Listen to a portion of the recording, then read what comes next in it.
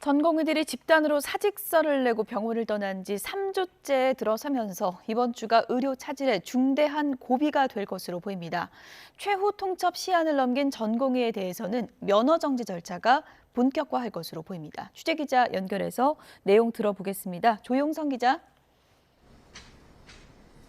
네, 신촌에 있는 세브란스 병원에 나와 있습니다. 네, 연휴 지나면서 의료 공백이 더 심각해질 수 있다는 우려가 커지고 있는데요. 실제로 병원 상황이 어떻습니까?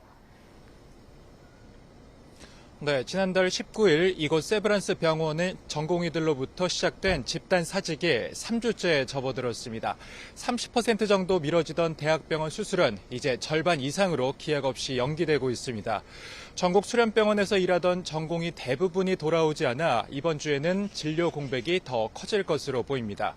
그나마 환자를 지키던 3, 4년차 전공의 상당수가 지난달 말로 계약이 종료됐고 이달부터 들어오기로 했던 인턴 대부분이 계약 포기를 통보한 상태입니다. 이에 더해 병원에서 연구와 진료를 이어가며 업무 공백을 메워온 전임의가 자리를 지킬지 확실하지 않아서 우려를 키우고 있습니다. 또 남은 의료진의 피로도가 한계치에 달하면서 전공의 상당수가 돌아오지 않는다면 의료 차질은 이번 주 중대 고비를 맞을 것으로 보입니다.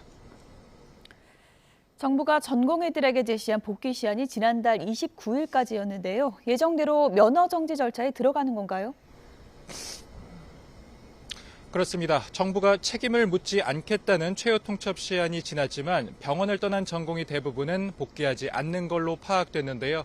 정부는 최소 석 달의 면허 정지 행정 처분을 비롯해 사법 절차 진행이 불가피하다는 입장입니다.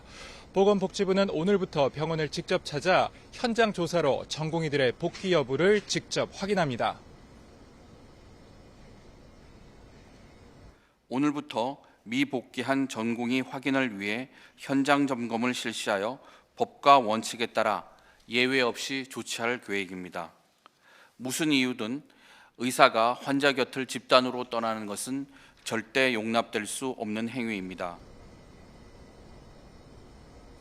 업무 개시 명령에 따르지 않은 사실이 확인이 되면 소명 절차를 거친 뒤 처분 수위가 통보될 것으로 보이는데요. 이대로라면 전공의 수천 명에 대한 무더기 면허 정지 사태가 불가피해 보입니다. 정부는 특히 2020년 의사 집단 행동 때와 달리 이번엔 구제하지 않을 것이라고 강조한 상태입니다.